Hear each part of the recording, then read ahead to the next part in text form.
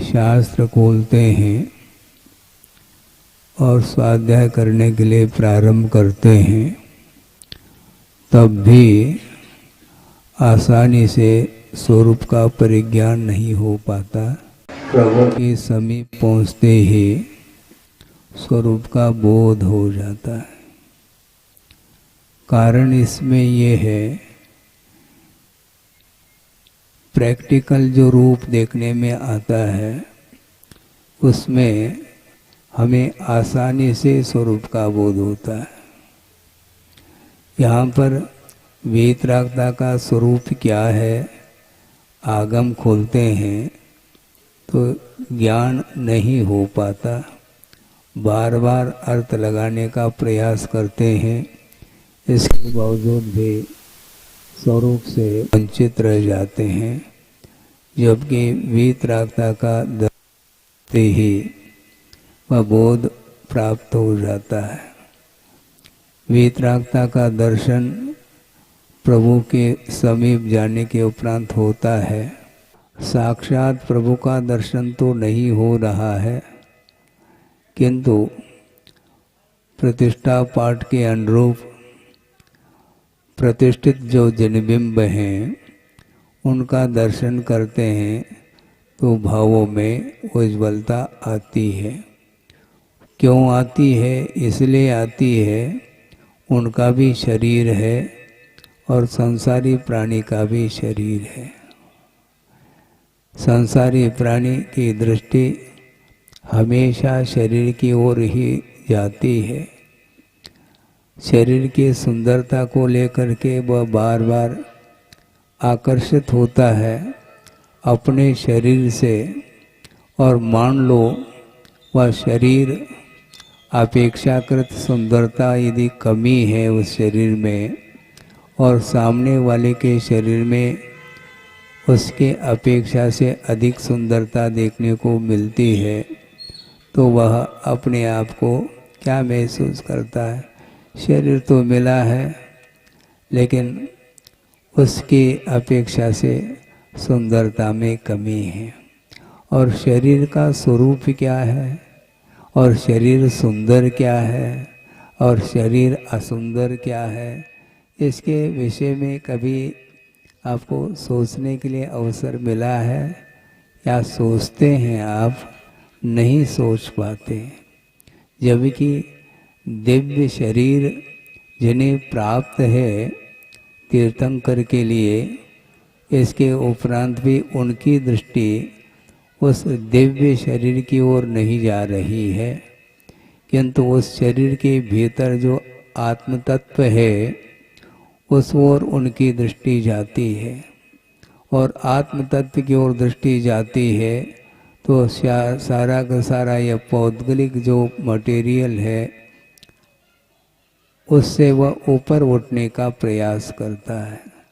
लेकिन यह चर्चा बहुत अच्छी लगती है आपको सुनने के लिए, किंतु महसूस क्या करते हैं आप? चर्चा क्यों अच्छी लगती है? क्योंकि शब्द भी अच्छे लग रहे हैं। चर्चा अच्छी इसलिए लग रही है कि चर्चा के अनुकूल शब्दों की संयोजना जो हो रही है उससे भी हमारा आकर्षण बढ़ता जा रहा है। मतलब कुल मिला करके 5 इंद्रियां हैं, उन 5 इंद्रियों के माध्यम से भिन्न भिन्न विषयों का ग्रहण होता है और उन विषयों में कुछ मनोज्ञता रहती है और कुछ अमनोज्ञता रहती है। तो जो मनोज्ञ पदार्थ है उससे मन आकर्षित करता है, उस पदार्थ के प्रति उसका ग्रहण भाव प्रारंभ हो जाता है। चाहे वह कर्णेंद्रिय का विषय हो, चाहे रसनेन्द्रिय का हो, चाहे घ्राणेन्द्रिय का हो, चाहे चक्षु इंद्रिय का हो अथवा स्पर्शनेन्द्रिय का हो। ये 5 इंद्रियां हैं। इन 5 इंद्रियों को लेकर के संसार उलझा हुआ है और भिन्न भिन्न इंद्रियों के माध्यम से पदार्थ को ग्रहण करने का भाव करता है। कौन करता है? अपना मन ही करता है। इंद्रियां पदार्थ को ग्रहण नहीं करती, ग्रहण करने में सहयोग प्रदान करती है, किंतु पदार्थ को ग्रहण करने का यदि कोई भाव भीतर उत्पन्न होता है, वह आत्मगत परिणति है।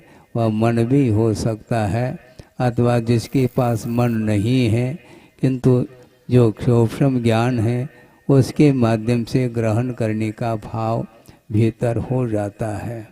इसलिए बहुत इस विषय को समझना, तो मैं बार बार ये कहना चाहता हूँ, बहुत सरल है। थोड़ा सा आपको अध्ययन हो जाए, सूक्ष्म बढ़ जाए, तो सारा का सारा पदार्थ का बोध हो सकता है। किंतु बोध होना अलग वस्तु, बोध होने के उपरांत भी मेरे लिए ग्रहण करने योग्य क्या है, ग्रहण करने योग्य क्या नहीं है, इस विषय में भी बोध हो सकता है। बोध जो बहुत सरल हुआ करता है। हाँ, छोटा सा लड़का है, जब तक उसको स्कूल नहीं भेजते हैं तब तक उसको कोई जानकारी नहीं है, और धीरे धीरे वह स्कूल जाता है। एक आध साल के अंदर ही समझ लो आप कितना विकास उसके अंदर देखने को मिलता है, और धीरे धीरे धीरे और बढ़ता है, तो फिर वह उसका माइंड और शार्प होता चला जाता है। पहला शार्प नहीं था, वो कैचिंग पावर पहला नहीं था, और पावर धीरे धीरे धीरे बढ़ता है। जैसे माइक सुधारने के लिए आपके लिए काफ़ी समय लगा, फिर अंतोगत्वा माइक चालू हो गई है। तो इसी प्रकार माइंड प्रत्येक के पास है, मन है, पदार्थ को जानने के लिए वह उसके पास मन प्राप्त है। उसके माध्यम से भिन्न भिन्न इंद्रियों के माध्यम से पदार्थ को जान लेता है। एकमात्र इंद्रियां पदार्थ को जानने के लिए सहयोग प्रदान कर रही है। इंद्रियों का आधार ले करके, अर्थात जो शरीर में जो इंद्रियां हैं द्रव्येंद्रिय, उनका आधार ले करके ही वह भावेंद्रियां काम करती है, और उसमें मन है। मन के माध्यम से वह आनंद का अनुभव करता है, किंतु वह आनंद स्वाश्रित नहीं है, वह आनंद आत्माश्रित नहीं, वह आनंद आत्मिक नहीं। फिर कौन सा आनंद है महाराज, आपको ज्ञात नहीं है क्या? आनंद कौन सा है? वो शारीरिक आनंद है, एक मानसिक आनंद है। शारीरिक सुख है अथवा मानसिक सुख है, उसको प्राप्त करने के लिए सारा सारा आयाम चल रहा है। अनेक प्रकार के वैज्ञानिक लोग इस प्रयत्न में, प्रयास में लगे हैं कि और इसमें विकास हो जाए, भौतिक सुख में और विकास हो। इस दृष्टिकोण को लेकर के अनेक प्रकार के आविष्कार करते चले जा रहे हैं, और उनके माध्यम से वो आनंद का अनुभव करना चाहते हैं। और इसमें एक मानसिक भूख और है। आपने घड़ी का निर्माण किया है? घड़ी तो बांध लिया आपने हाथ में, और घड़ी में क्या बजा है ये भी देख लेते हैं, समझ लेते हैं, किंतु आपको किसका आनंद आ रहा है मुझे बताओ। घड़ी पहनने का आनंद अलग है, और घड़ी का आविष्कार करने का आनंद अलग है, जबकि प्रयोजन ये दोनों इन दोनों से भिन्न है। घड़ी में समय क्या हुआ इसके लिए घड़ी बांधा जाता है। तो समय पर कोई व्यक्ति काम करना चाहता है, वही एकमात्र प्रयोजन है, किंतु प्रयोजन साइड में रह जाता है, और उसी घड़ी को लेकर के वह आकर्षित हो जाता है। इसका मॉडल अलग ढंग का है, भिन्न भिन्न मॉडल जो है ना, क्यों मेले में भी घड़ी देखने को मिलते हैं बच्चों के लिए, बस अपने अपने माता पिता उसको खरीद करके ले आते हैं और उसको भी आनंद का अनुभव हो रहा है, जबकि उसको ये ज्ञात नहीं है कि घड़ी में क्या बजा है। वह जानता तक नहीं है कि घड़ी में कैसा बजता है, कैसा समय देखा जाता है आदि, किंतु उसको भी आनंद है। वह केवल चक्षु इंद्रिय का विषय बन रहा है और ज्ञान होने के उपरांत मात्र उतना ही कार्य होता है। घड़ी में 8 बजा है, 8:30 बजा है, 8:35 हो गया आदि आदि। वो समय पर काम करने के लिए एकमात्र साधन है।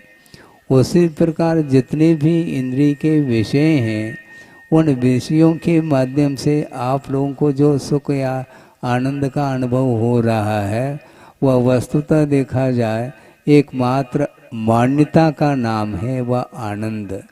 वह जो शारीरिक सुख है अथवा मानसिक सुख है, वह केवल मान्यता का नाम है। हम ये पूछना चाहते हैं, ये जो भी आकर्षण है उससे आप आकर्षित कब होते हैं, मुझे बताओ। भले सोच करके बताओ, ये बात अलग है, भयंकर गर्मी पड़ रही है और उस समय भूख भी लगी है और पेट में एक दाना भी नहीं पहुंचा है और पानी भी नहीं पहुंचा है। उस समय ये जो कुछ भी ठाट बाट है, उस ओर आपका उपयोग जाता है क्या? बोलो, क्यों नहीं जाता है? उसकी इच्छा नहीं है क्या? उस इच्छा की पूर्ति भी हो तो भी आनंद इसलिए नहीं आता क्योंकि पेट खाली है। आ गए क्या नहीं? भरपेट भोजन कर लो, अनुकूल भोजन कर लो, अनुकूल पानी इत्यादि पी लो, बस फिर बाद में जो है ना, ये जो कुछ भी चक्षु इंद्रिय संबंधी, कर्णेंद्रिय संबंधी जो विषय हैं वो अच्छे लगते हैं। पहले कैसे लगते हैं? कैसे लगते थे पहले? पहले को उस ध्यान ही नहीं है, वो कोई प्रयोजन नहीं है, क्योंकि पहला तो है खाली पेट है। तो खाली पेट है, उसको पेट को पहला भर लिया, फिर भरने के बाद फिर और चीजें याद आती हैं, उसके पहले कहीं कुछ भी नहीं है। तो एक के बाद इस प्रकार ये है, इसका उपयोग बार बार बाहर जाता है और आनंद के विषय, सुख के विषय, इस प्रकार उसकी मान्यता होती है। और भोजन इत्यादि करने के उपरांत भी वह तात्कालिक एक तृप्ति का अनुभव उसको होता, तृप्ति जैसे लगती है, किंतु बाद में 1-8 घंटे के उपरांत पुनः वापस उसी ओर ध्यान चला जाता है। इसलिए जो पराधीन जो सुख है, इंद्रिय जन्य वह सुख, वह तात्कालिक है, वह हमेशा के लिए नहीं है, वह नश्वर है। इस प्रकार बोध होना चाहिए। और बोध होने के बाद भी प्रयोग करते समय वह बोध काम नहीं करता। बोध है, आपके पास ही बोध है, किंतु चारित्र की ओर जब दृष्टि जाती है उस समय ज्ञान काम नहीं करता, क्योंकि चारित्र ज्ञान से भी कठिन कार्य माना जाता है।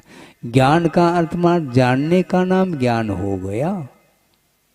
ये हे पदार्थ है, ये ग्रहण करने योग्य नहीं है और ये ग्रहण करने योग्य है, इस प्रकार ज्ञान हुआ, किंतु ग्रहण करने योग्य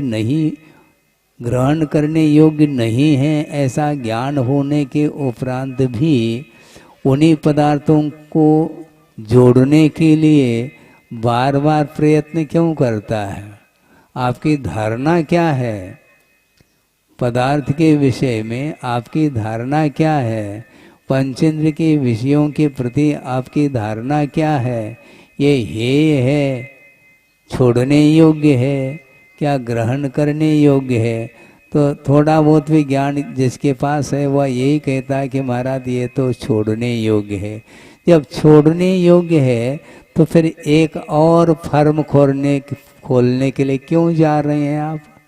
और उसके लिए आशीर्वाद भी चाहता है कि महाराज एक दुकान तो मेरे नाम से है और एक दुकान और खोलने जा रहे हैं अपने बेटे के नाम से। ये क्यों? अभी तो आप ही कह रहे थे कि ये विषय जो है ये हैं, दुकान, मकान, जायदाद, जमीन इत्यादि सारे सारे पदार्थ ये नश्वर हैं। इस प्रकार स्वाध्याय करते समय ये बात तो समझ में आ गई थी, आने के उपरांत भी पुनः क्यों खोला जा रहा है? एक दुकान चल रही है, उसमें संतुष्टि नहीं है क्या? जब तक एक दुकान नहीं थी तब तक एक दुकान की बात कर रहा था, और एक दुकान खोल दी, फिर दूसरे दुकान की, फिर तीसरे दुकान की। ये बार बार क्या है ये? और ये भी बोलता चला जा रहा है ये नश्वर है। महाराज, महाराज को सुना रहे हैं क्या? प्रभु को सुना रहे हैं क्या? किसको सुना रहे हैं मुझे बताओ? ये सब नश्वर है, कहता हुआ भी वह उसी को ग्रहण करना चाहता है। बहुत विचित्र दशा है। इसलिए मात्र ज्ञान होना पर्याप्त नहीं, ज्ञान के साथ साथ जब तक उसको हम अपने जीवन में उतारेंगे नहीं, धर्ममय जीवन जब तक हमारा नहीं बनेगा, तब तक हम केवल बोलते चले जाएंगे, चर्चाएं करते चले जाएंगे। आज जो चर्चा चल रही है वह कल आज की चर्चा नहीं चलेगी। एक नया, ये तो कल सुनी हुई बात पुनः बार बार उसी को क्या रिपीट करना है? अच्छा, मतलब धर्म को रिपीट करना अच्छा नहीं लगता है इसको, किंतु विषयों को रिपीट करना तो अच्छा लगता है। कल भी आपने रोटी खाई थी भोजन में, और आज भी उसी की इच्छा है, शाम के लिए भी उसी की इच्छा। तो इसमें पुनरावृत्ति नहीं हो रही है क्या? इसमें रिपीटेशन नहीं हो रहा है? हो रहा है। तो सांसारिक क्षेत्र में तो वो रिपीटेशन पसंद करता है, किंतु धार्मिक क्षेत्र में नया नया चाहता है। आज जो सुना है वह कल उसमें उतना आनंद नहीं आएगा। मतलब धर्म के प्रति भी हमारा रुझान किस रूप में है? मतलब कुल मिला करके तात्कालिक एक सुन लिया, पुराण सुन लिया, रामायण सुन ली, अब कल रामायण ठीक नहीं, अब महाभारत की ओर जाओ, वो सुन लिया, फिर और कोई भी। तो सुनने के लिए, समझने के लिए, जानने के लिए ज्ञेयभूत पदार्थ अनंतानंत हैं। कहाँ तक तुम जानोगे और जान करके क्या शुद्ध करना चाहते हो तुम? शुद्ध कुछ भी नहीं किया जाएगा, क्योंकि सब कुछ शुद्ध है। हम शुद्ध कोई भी चीज़ को नहीं कर सकते हैं, क्योंकि जान सकते हैं, शुद्ध नहीं किया जा सकता। जो है उसको जानो, जिसका जैसा स्वरूप है उसको उस रूप में जानते हुए अपने जीवन में जो हेयभूत पदार्थ हैं उनसे मुख मोड़ने का नाम मोक्ष मार्ग है, ऐसा कहा है। मोक्ष मार्ग और कोई चिड़िया का नाम नहीं है। मोक्ष मार्ग का अर्थ इतना ही है, जो हेय पदार्थ हैं, छोड़ने योग्य हैं, उसको छोड़ने के लिए जो कटिबद्ध होता है वह मोक्ष मार्गी माना जाता है। एक साथ मोक्ष मार्ग पर आरूढ़ होने की क्षमता मान लो नहीं है, कोई बाधा नहीं। अपनी क्षमता के अनुरूप भी आप अपने जीवन में धर्म के लिए स्थान दोगे तो निश्चित रूप से धीरे धीरे विकास होता है। आप मान लो दिल्ली जाने का मन आपका हो गया है, मन तो हो गया है, किंतु मन के द्वारा थोड़ी यात्रा होती है? अब यहाँ पर बैठे हैं, मन हो गया है, मन हो गया तो जाने की तैयारी होती है। लक्ष्य तो बना दिया आपने दिल्ली जाने का, किंतु साधन भिन्न भिन्न हैं। कोई फ्लाइट से जाता है, घंटे 2 घंटे के अंदर वह दिल्ली में उतर जाता है, हैं?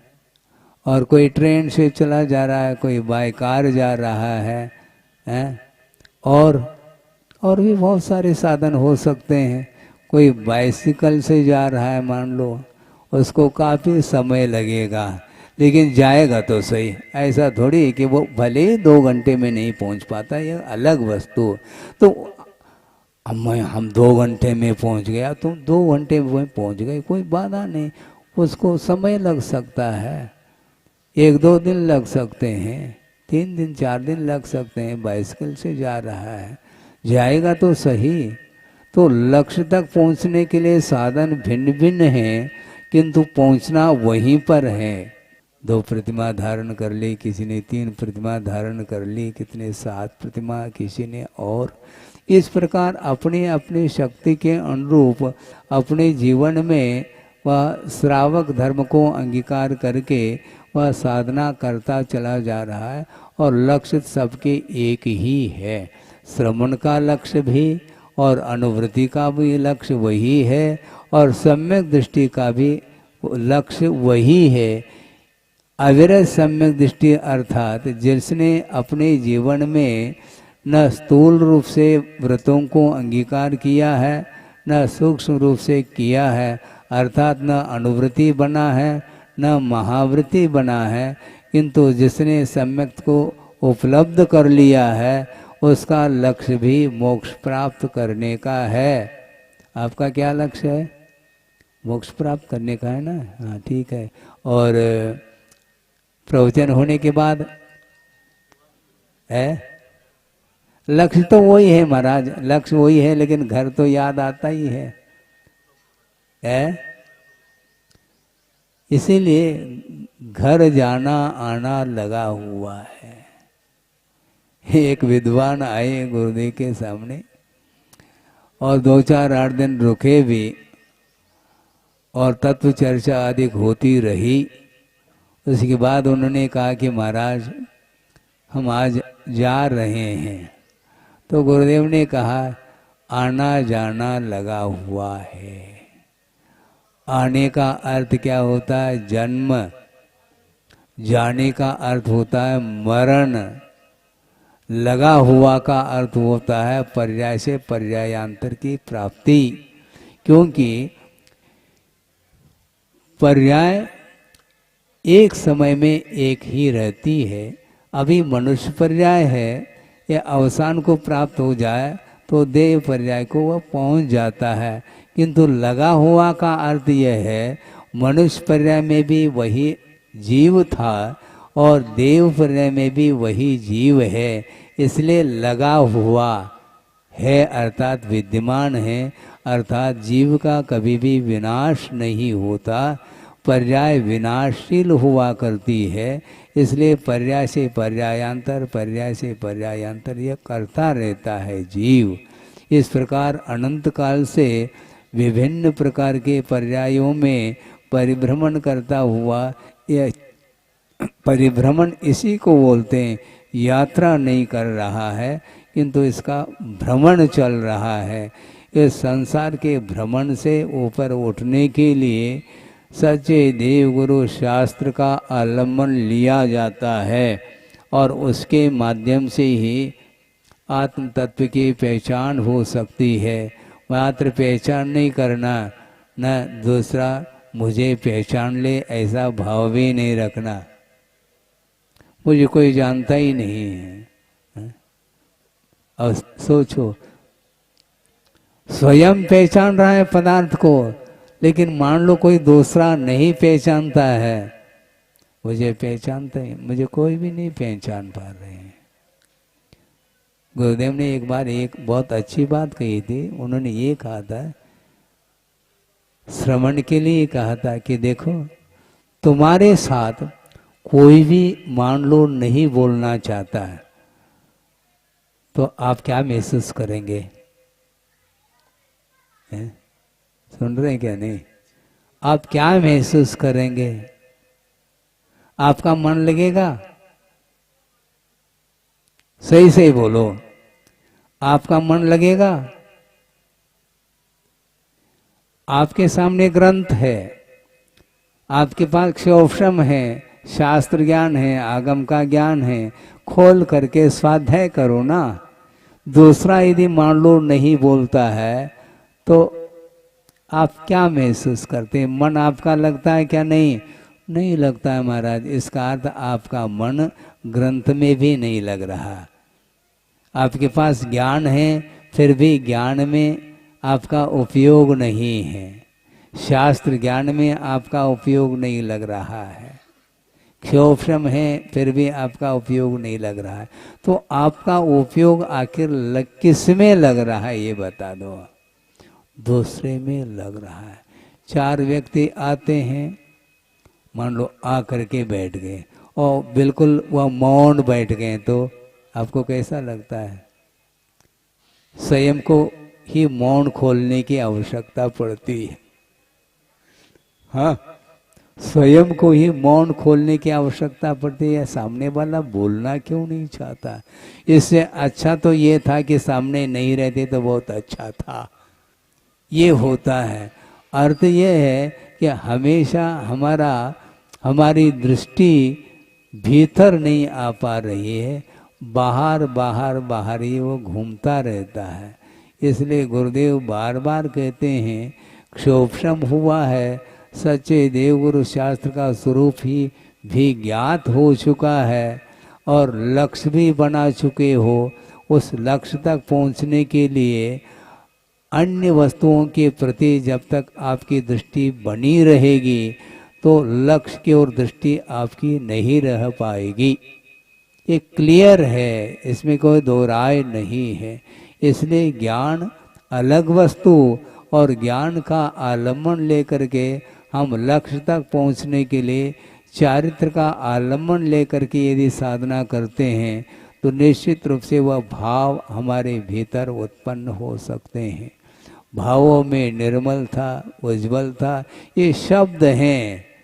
हाँ, मान लो किसी के मुख से ये शब्द नहीं निकल रहे हैं तो वो बेचैन है, और जिसके मुख से आसानी से शब्द निकल रहे हैं तो वह आनंद का अनुभव कर रहा है। यही तो संसार है। वस्तुतः इन शब्दों में कुछ नहीं रखा, क्योंकि मात्र शब्दों के माध्यम से कर्णेंद्रिय का विषय मात्र बन रहा है। ये ठीक है कि शब्दों के माध्यम से अर्थ की ओर गति हो सकती है, पदार्थ का ज्ञान हो सकता है, किंतु पदार्थ का ज्ञान होना अलग है।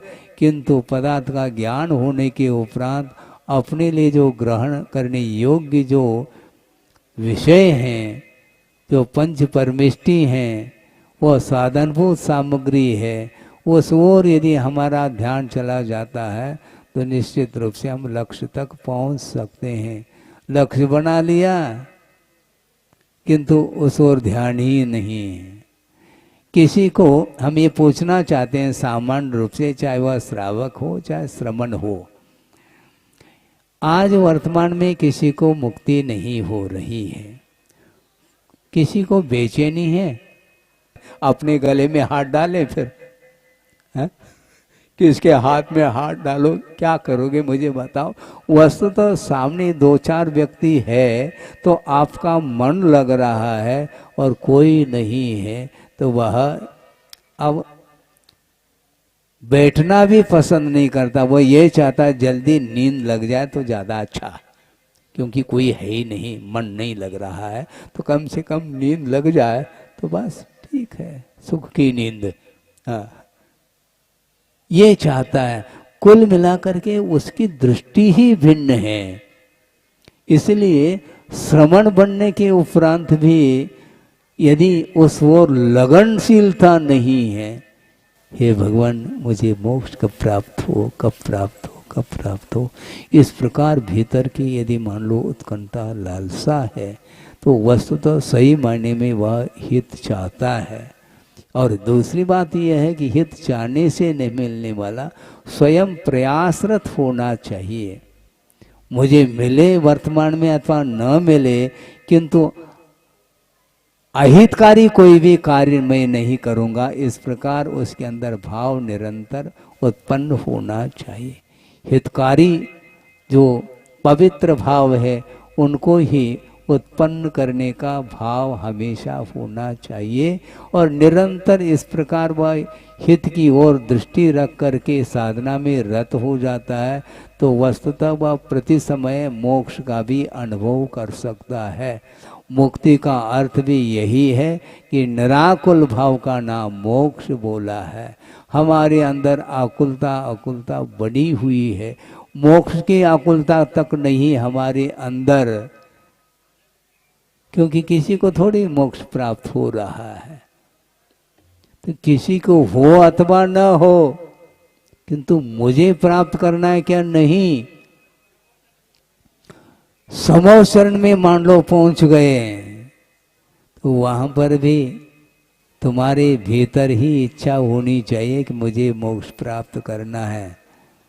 वहां पर मान लो कोई जा नहीं रहा है मोक्ष, तो वो नहीं जा रहे तो हम भी वापस गाड़ी रिवर्स ले लें और क्या। किसी को मोक्ष मिल नहीं रहा समो शरण में, तो समो शरण में बैठ करके क्या है? बाहर चले जाए, घूमे आए थोड़े से, बाहर जाता है।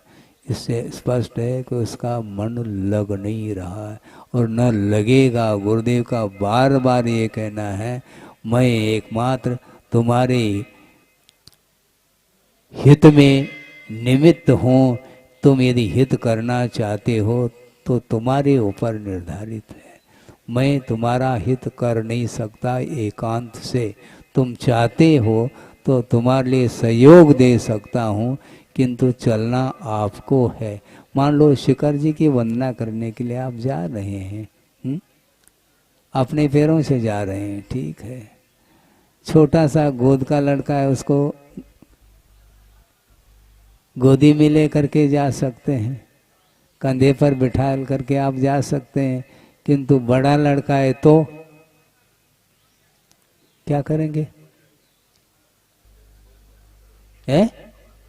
अपने पैरों से जाता है ना, वो तो बहुत धीरे, हमें धीरे धीरे भी जाना नहीं हो रहा, वो बिल्कुल अच्छे स्पीड से जा रहे हैं। मैं क्या करूं कह करके बैठोगे तो एक कदम भी नहीं रख पाओगे। इसलिए आपको ही चलना पड़ेगा। हाँ, आपको उठा करके कौन ले जाएगा? ले जाएंगे तो डोली वाले ले जा सकते हैं आपको, डोली में बैठ जाओ तो आनंद भी नहीं आएगा। वह वस्तुतः पैदल आप चलोगे और वंदना करेंगे तो एक अलग विशुद्धि बढ़ती है। ये बात अलग है कि वृद्ध लोग हैं वो जाते हैं, कोई बाधा नहीं, किंतु आप जवान हो फिर भी पसीना आ रहा है और 4-4 कदम पर तुम बैठने लग जाओगे तो कभी भी पहुंच नहीं पाओगे। इसी प्रकार भगवान कभी भी तुम्हारी उंगली पकड़ करके मोक्ष मार्ग पर चला नहीं पाएंगे, ये ध्यान रखे। हित हम हित चाहते हैं, आत्महित चाहते हैं, संसार से ऊपर उठना चाहते हैं तो स्वयं को ही उठना पड़ेगा, उसके बिना और कोई भी उपाय नहीं है। इसलिए हित अहित का परिज्ञान होने के उपरांत हमें हेभूत पदार्थों से अपने आप को मोड़ना है। मोड़ना क्या है? वो ग्रहण करो ऐसा नहीं कह रहे हैं, ग्रहण करने का भाव भीतर होता है, वो सारे पदार्थ ग्रहित हो जाते हैं। इसलिए आत्म तत्व को ग्रहण करने का पुरुषार्थ करोगे तो निश्चित रूप से क्या अनुभव करेंगे? जो आपके भीतर परिणाम हैं उसी का संवेदन हुआ करता है। यदि आपके भीतर राग के भाव है तो राग का संवेदन होगा। आपके भीतर यदि वीतराग भाव विद्यमान है तो उसका संवेदन आप करते हैं। इसलिए प्रभु के दर्शन करने से अपने भीतर भी वीतराग भाव उत्पन्न हो, इस उद्देश्य को लेकर के वह कर रहा है, तो निश्चित रूप से उसका उद्धार आज नहीं कल होगा। क्योंकि बहुत समय लगता है इसमें।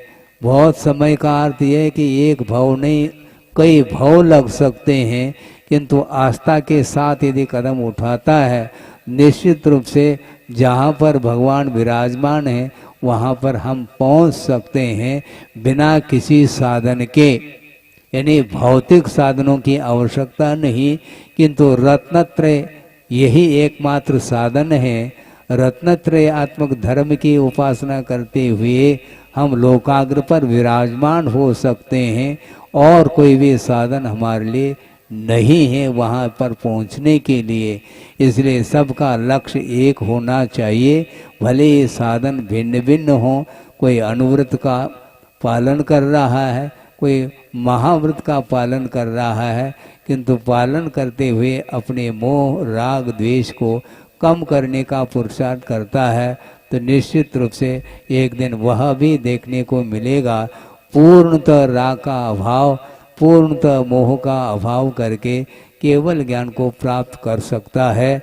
करे इस पवित्र भावना के साथ। अहिंसा परमो धर्म की जय।